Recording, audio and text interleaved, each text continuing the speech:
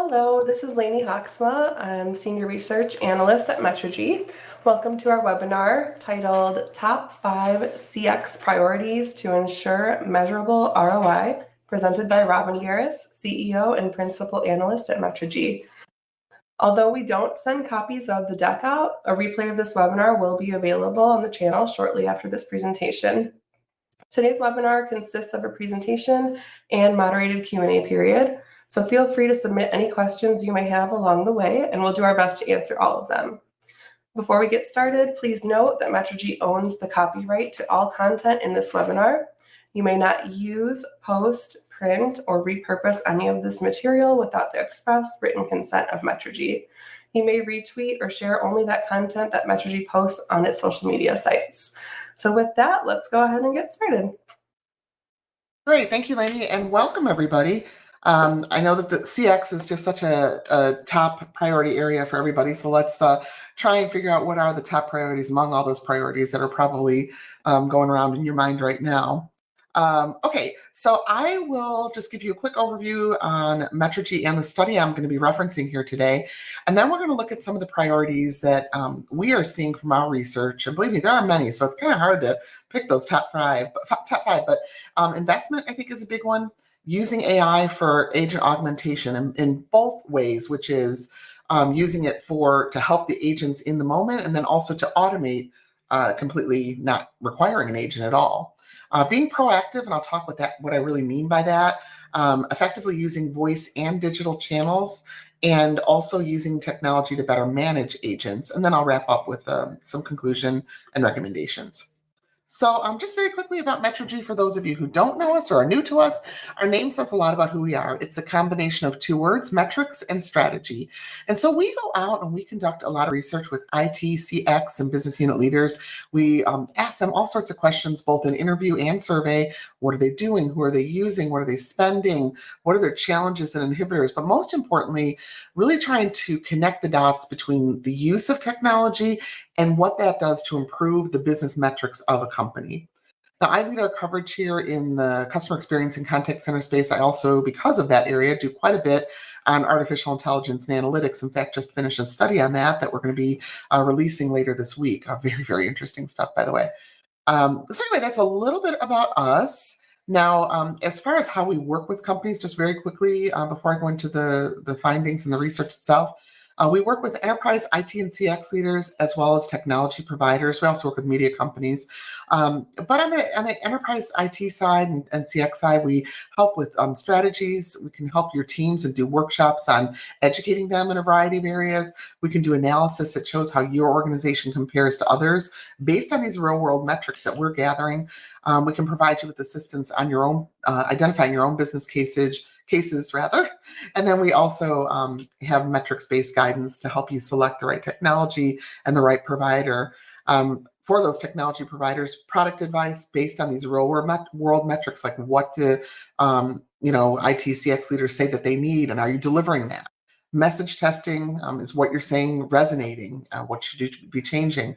Marketing content, just based on our research, and then also custom research projects. Most companies do work with us in an annual research advisory capacity way, and anybody who wants more information about that can certainly ask. We also do market forecasting, market shares. We have our companies rate their providers, we rank them. So there's all sorts of that in our MetriCast forecast, which is our MetriCast service is sort of a different separate service from the research advisory. If you want any information about all this, please just reach out to us. Contact information will be at the end. So this study was conducted toward the early part of fourth quarter of last year was when we actually released it. It was July, August timeframe. And it was 544 companies, 11 countries, 26 verticals, and a wide range of sizes of companies, ranging from about, I think our lowest one was about 10 employees. The highest was up to 1 million. So it was quite a range of companies and sizes of companies. So good, well-rounded group to really try and understand what's happening and what they're doing in the world of CX. Now, in every one of our studies, we do identify a research success group. And our methodology in this particular study is we asked all participants to measure success in various areas. So, what percentage of your customer experiences would you say were excellent? How successful has your CX transformation project been? We talk about the impact on revenue, CSAT, OPEX, employee efficiency, and then even on supervisor time for things like quality management and coaching. We then calculate all the data we gather around this, and we figure out what the average is, whether it's the average number, the average number of, the average number of like what percentage improvement did you have in CSAT, for example, or just the average number of companies or the average number of excellent customer experiences that companies had. And we calculate the average. Anyone who is average or above in any one of these individual areas, we just flag their record as successful. Then we add all those up, and you had to have at least 3.3, which we rounded up to 4 categories that were successful to be in the final success group. So when we do the whole study right at the end, we created all the charts. Now we can correlate what is that research success group doing, which is average or above in all, in at least 4 of those metrics in box 1, and how does that compare to the non-success group, which are those who are below average.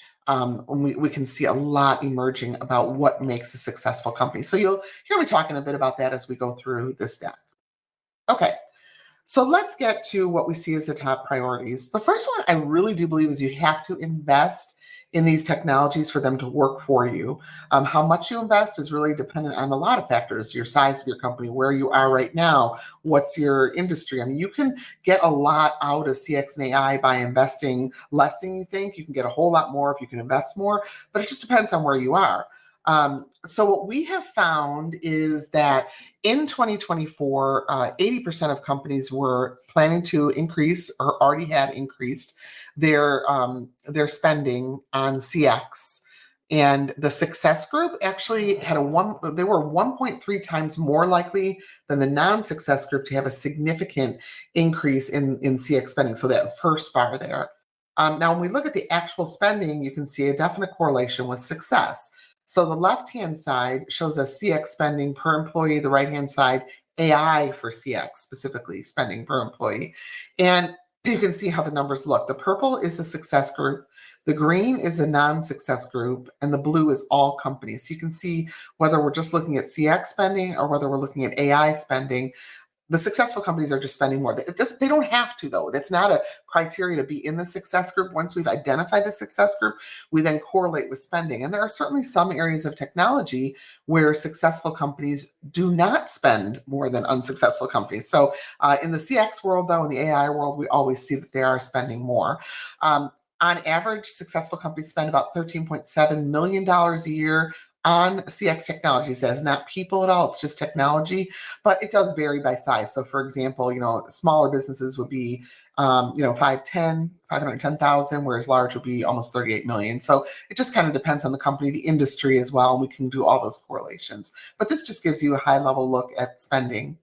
Now, we also asked if they had documented that the benefits of AI outweigh the costs. And you can see about 49% already see an ROI, another 24% expect to see one in the next 12 months, and then another 19% expect to see an ROI sometime after 2024, the end of last year. And we're, by the way, updating all this data this year, of course, but this is as of September. Now, the success group definitely sees an ROI now 60% more than the non-success group. So the big success correlation there. And the ROI measurements that companies look at, revenue gained, while they're looking at things like new customers, upsell, cross-sell, and even reducing customer churn will increase your revenue. And then cost savings, looking at things like employee compensation, recruiting, hiring, and training, just reducing some of those costs, and agent and supervisor productivity, so getting more out of the existing employees that you have. When we look at the apps themselves, so where do we see this spending change? This is sorted by the highest percentage increasing to the lowest percentage increasing. So you can see with employee AI for employee collaboration is actually the biggest area of increase, followed by identity verification and authentication for either customers or employees. Then we go into bots for customer self-service. So these would be like AI agents. Workforce engagement management in the contact center is certainly a big area. And then bots to triage customer inquiries and route them appropriately. Agent assist or co-pilots, some people call them, bots for employee self-service. So doing things like HR, IT support, using AI assistance within self-service, and then voice of the customer programs. So those are the areas where we see the increases in order. Very few decreasing them. Some, certainly have no change planned for 2024, and even going into 2025. These are pretty consistent with our early data that we're just getting back on the study I was referencing earlier that we'll be releasing later in the week. Okay. Number 2, using AI for agent augmentation. So what do I mean by that? Well, there's 2 types of agent augmentation, full automation and copilot, agent assist, basically. So when we look at what we're looking at here in terms of these numbers is anything, we asked everybody, anything that comes into your contact center that touches AI, what percentage of that is full automation and what percentage is copilot? So you can see a little more going into copilot than full automation. Numbers are very consistent going into this year as well, by the way. So in full automation, this is basically the customer would start an AI like a voice bot or a chat bot. They enter a prompt or they say something. AI triages whether it can handle it, and if it can, it just it answers the question, resolves the issue, and it's done. Never needed to touch a human. On the copilot side, as you can probably imagine, somebody will call in. They'll start an AI potentially with an AI prompt, or they can just call directly and somebody answers. We do still see that once in a while, and they start talking or texting with a live agent, no bot involved. Now, what could happen then is the agent may say, or by the way, well, if you come into a bot, the bot may decide, I can't handle this. I'm going to transfer you to a live agent. So one way or another, you get to a live agent, and what's happening, you don't realize this as a customer, but the agent assist or copilot is listening to this interaction and helping the agent behind the scenes provide assistance, get your your issue resolved. And so the agent and the bot are kind of working together to get that issue resolved. And I'll tell you, one of the biggest areas of payback, of return on investment with AI is absolutely with agent assist and copilot. We're seeing really good results there. Okay, so now when we look at, you think about, okay, automation, no people, agent assist with people, it raises a question, though both are important, the technology and the people, what's more important? People or technology when you're talking about delivering a successful customer interaction? You can see there on the left, 72% said people. Even when we asked the same question to the consumer audience, 78% said people. But now when you segment this data in the bar chart in the middle there by the success group compared to the non-success group, something very different emerges, right? The success group is in purple, the non-success group is in blue, and you can see that in purple, it's approaching that 50-50 point. So when I interviewed some of these companies, what they basically told me was that, we are getting so good and so efficient with how we use our technology that the technology is making our people significantly better, more efficient, more effective, giving more personalized service, and so on. So if we didn't have this technology, our people wouldn't be as good. Therefore, the technology has now become more important than the people. Interesting way to look at it, right? When we ask them what are the technology reasons that have improved that customer service, you can see number 1 on the list, better use of AI. And those little stars by better use of AI and better voice of the customer program indicate that those are our research success group correlations. And what that means is that the research success group selected those 2 items significantly more than the non-success group. Historically, that has been a leading indicator that has told us that those areas are going to be growing quite a bit in the next 1 to 2 years. So you can see we have a couple pairings that are kind of interesting with better use of AI and better voice of the customer, like those 2, just use of AI. And yeah, I'm going to use this technology, but I want to have that feedback from customers to know if what I'm doing is actually working. So, just kind of an interesting look there. But other areas, improving the knowledge base, the data is very important. Without good data, I can't really do much with AI. More proactive outreach to customers. We're going to talk about that next. And platform integration. So just being able to integrate, for example, your CCaaS, CPaaS, CRM, type platforms, UCAS platform, any sort of platform integration increases productivity and customer service. Okay. Now, the other area that we look at when we talk about this whole agent augmentation is virtual agents. So we really see them making their mark. We asked organizations if their customer service, or I'm sorry, their contact center supervisors considered virtual agents, whether they're voice or chat, to be part of that whole workforce when they're planning and scheduling, capacity planning, forecasting, all that. 34% say they already are, and that's where our research success group is. And 30% say they will have this view in the future. So overwhelmingly, it's like, okay, we're looking at our workforce differently. It's not just people anymore. It's people and technology. It's people, virtual people and human people, right? So when we asked organizations what percentage of your company's total pool of customer service or sales reps do you think are going to be AI-powered virtual agents by the end of 2025? 31% is the average. And I think that's pretty aggressive. But that's where people are projecting. And when we look at our research success group, even more bullish on this, almost 40%, whereas the non-success group is at about 23%.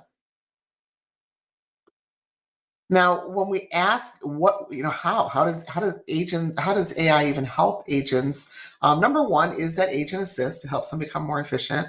But we have other ways it's helping too. Virtual agents handle inquiries in place of agents. That's what we just looked at with the virtual agents. That is a success group correlation. Agent assist, by the way, is not in this one, but I'll tell you, agent assist is kind of getting to that turning point. It's been a success correlation for the last couple of years, i.e. a leading indicator. Now we're seeing more and more people do it.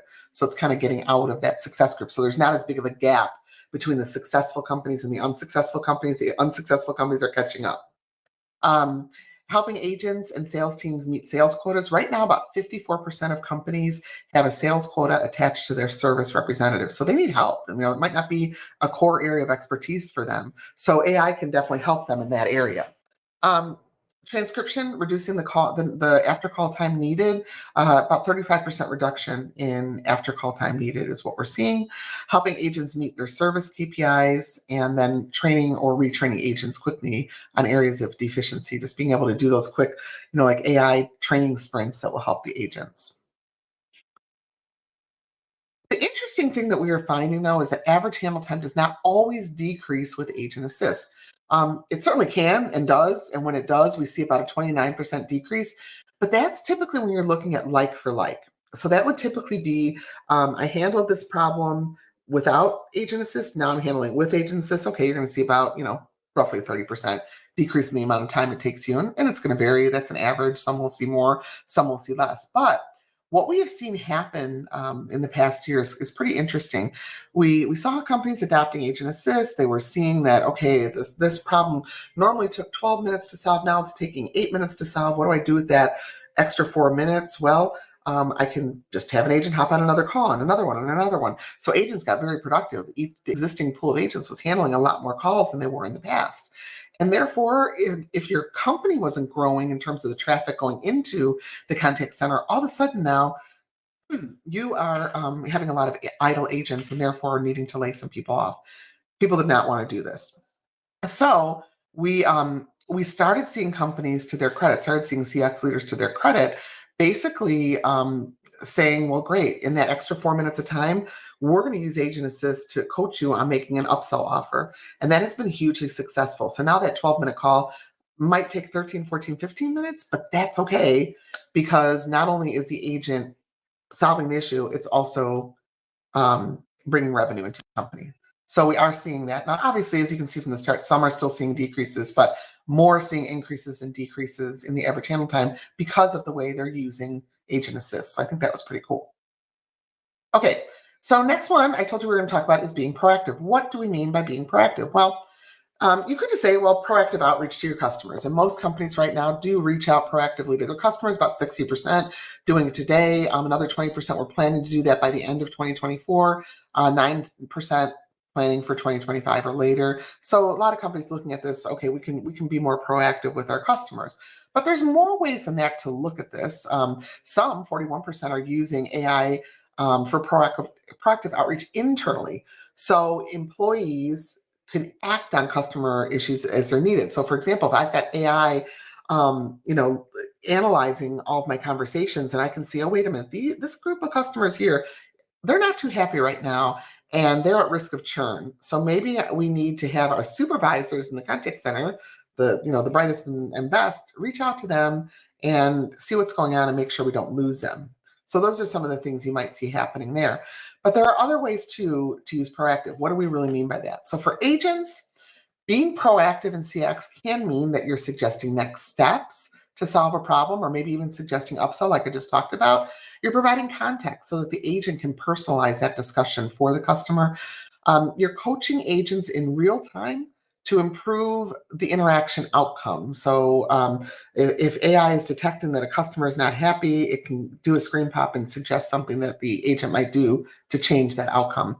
And also, at some point, giving guidance that doesn't even require input. So I don't have to type something.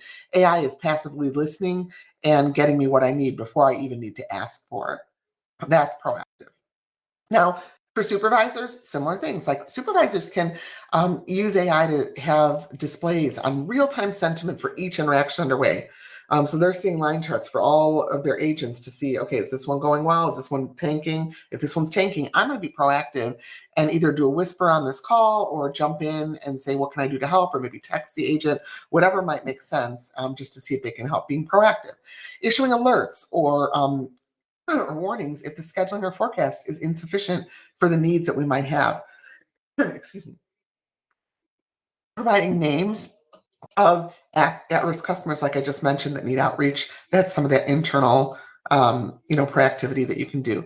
Now, for customers, we can make suggestions for purchases.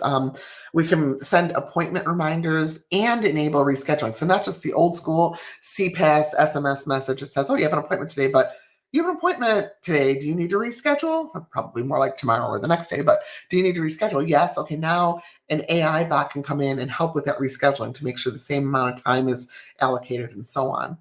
Delivery notifications, but again, with some value, the ability to make changes to the delivery on the fly, another really great way of using proactive AI.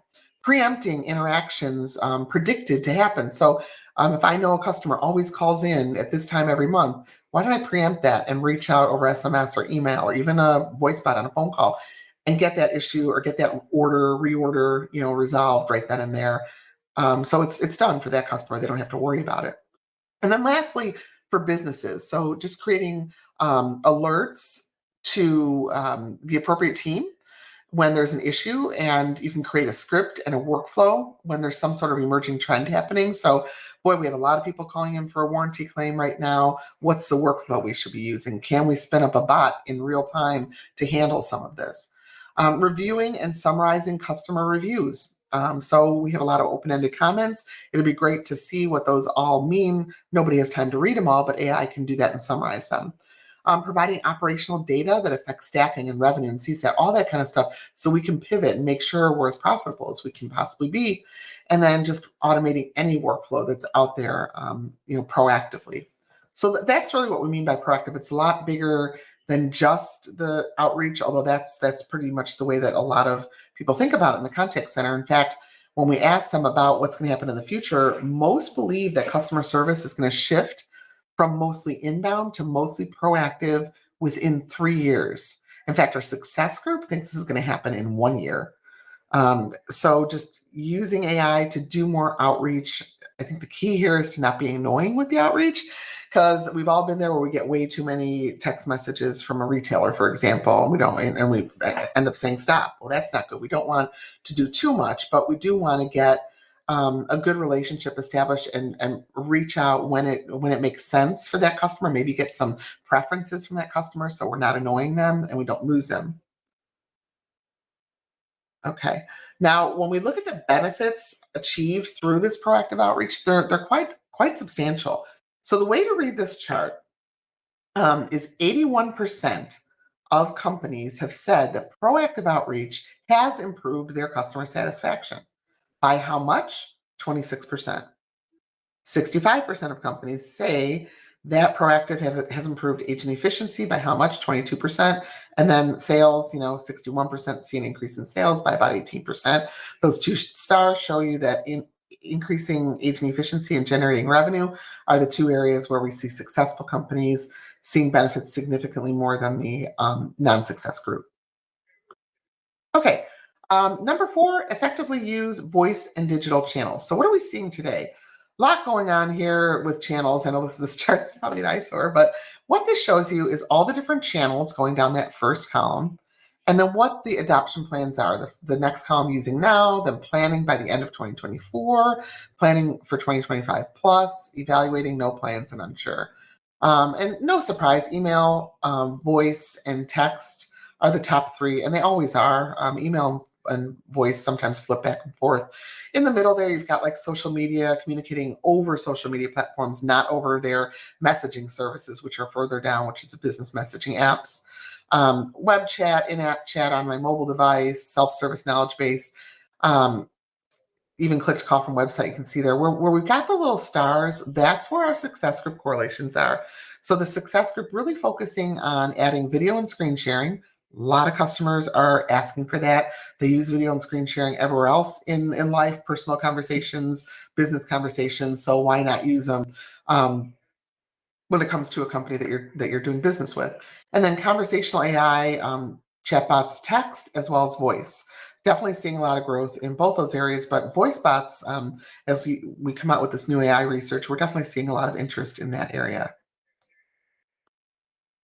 Now, for those of you who've been around for at least a little while, you probably remember back in 2022, I believe it was when we heard from Frontier Airlines that they were going to stop supporting voice in their contact center, and then everyone said, "Oh, that's it, voice is dead."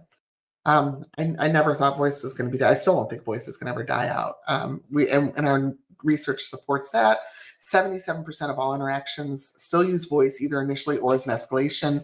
The line chart kind of shows on the top, the blue one shows the percentage of interactions that start in a channel other than voice beginning in 2020, middle of the pandemic.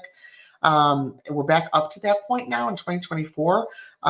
This is the end of the year in 2024. And then the green shows the percentage of the interactions that resolved in that non-voice channel. And we're getting worse at that. It could be that customers are thinking they can go to a non-voice digital channel, but they really need that voice. Or it could be that some of these channels just aren't working as well as they could be. It could be agents need more training, a lot of reasons for that, but we do see a bigger gap here now than we ever had in the amount of calls that are being resolved in those channels other than voice. One of the things I think is happening in voice is AI is making it significantly better. So we asked companies, do you believe that AI makes it easier for agents to support and resolve voice calls? You can see 49% say yes, it does now. Another 37% expect to in the future, and the success group is well over that. So then we asked the question, well, okay, given these efficiencies that you're seeing, is AI driving more of your company's calls to voice?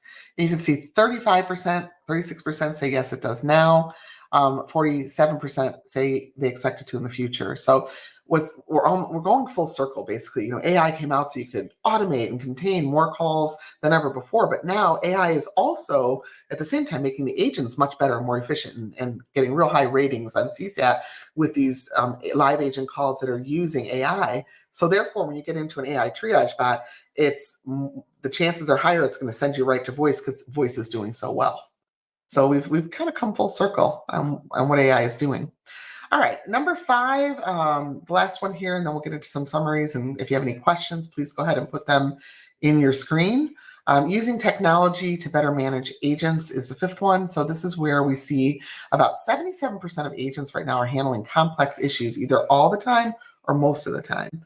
And the impact of that is pretty deep. Now, first of all, 36% of companies say, "Oh no, there's no impact. We're good. We're fine," even though our agents are handling complexity. But look at all the other ones. You've got about 35% in a research success group correlation saying turnover rates are rising because of this. Agents are struggling with burnout because of this, and our CSAT and revenue are dropping because of this. So those are some pretty serious things that we really need to look at. So how can the CX management team address these issues? A lot of it is HR related. So you look at things like providing flexible scheduling so we can eliminate some of the turnover, enabling work from home, giving agents more breaks during the day. And AI can tell you, by the way, when an agent needs a break, paying them more, giving them more vacations. So really trying to help with the complexity and the gear shifting that your brain has to do all day long by giving these breaks, making your schedule flexible, and so on. But the big one there that you can see with the success correlation star is using agent assist to resolve customer issues more efficiently. So yes, I might be gear shifting all day in my brain and what problems I'm resolving or I'm thinking about. But if I have AI kind of assisting me and helping me know what to say, giving me the context that I need to personalize the interaction, this becomes much more pleasant and much less stressful for the agents, for sure. The other thing that we're seeing is quality management is a huge area, by the way, for using AI in the supervisor world. So 61% of companies using using AI for quality management, 54% using them for scheduling and capacity planning and forecasting, about half using for coaching and training. This is where we see our success correlation. And when you look over to the right, when companies are using AI with quality management, each supervisor is saving about 3.1 hours per week. When they're using it for scheduling and capacity planning, they're saving about 2 hours per week. And when they're using it for coaching and training, 11 and a half hours per week. This is significant savings. And this is why earlier I talked about how supervisors in the contact center are doing more things like reaching out proactively to at-risk customers to reduce churn because they have a little more time to do that now. I've also, by the way, seen that the ratios of agent to supervisor are going up. I'm not seeing huge layoffs of supervisors. However, I am seeing reduction in supervisors by attrition. So somebody retires or leaves, and they don't replace them. So that is, definitely something that we're already seeing happening. And we're seeing the ratios changing from, anywhere from like one supervisor to maybe 12 to 15 agents to one supervisor to around 20 to 25 agents. So they're managing more agents because they don't have to coach each one of them. AI is helping with that. They're still going to be doing some, training, some, group training and some one-on-one help, but AI is really making their jobs a lot smoother. So as I wrap up, a couple things I want to talk to you about. First of all, when we look at the business metrics that AI is influencing here, you can see the green bar is all companies, purple is the success group, and blue is the non-success group. And you can see that for revenue, customer ratings, agent efficiency, all of those, really measurable success, especially with the success group. Now, operational cost, we do see a bit of an increase even with the success group, and that's okay. I mean, this is a new area. You've got AI. We want companies to invest in it. I think when you look at isolated use cases, yes, they will see cost savings in those isolated use cases, but because they're seeing that, they're investing more and more. They're starting another use case and another one and another one. So it's kind of a snowball effect. So they are investing more in the technology. They're investing more in LLMs. They're investing more in people, more data scientists. By about, I think 60% of companies are hiring more data scientists and data analysts, security analysts. About 38% of companies are hiring more content managers. So there's a lot going on here and a lot of changes that are requiring some more investment. So when I look at the recommendations that I have for you, invest in customer experience. You can use the data here to justify your spending, and we can provide more specifics for you based on the size of your company or industry. You can just reach out to us on that. Use AI for agent augmentation, whether it's autopilot or copilot. I generally recommend, and the company generally recommends, starting with copilot, just because we're seeing better returns on that right now. But exceptions certainly can apply. It depends on your company. Be proactive, but not just in that customer outreach, in other areas of the company too, like for supervisors, agents, and business operations. I think when we see more and more interaction analytics emerging, that's going to just supercharge that whole area. Effectively use those voice and data channels. Remember, voice is not dead. In fact, it's growing a bit. When we do our consumer research, consumers actually prefer talking versus texting when they can. That to me is saying that I think voice AI agents, voice bots are going to be more in demand than chatbots over time, because as they get better and are more conversational, you don't have those delays. I think that they're going to really become more acceptable. And then use technology to better, manage all your agents, onboarding, agent assist. Those are areas that can really help. Training, like I talked about before. Supervisors will have more time. Where will they spend it? So those are some of the things that we want to look at. I already talked to you about how Metrigy can help, so I'll skip this slide.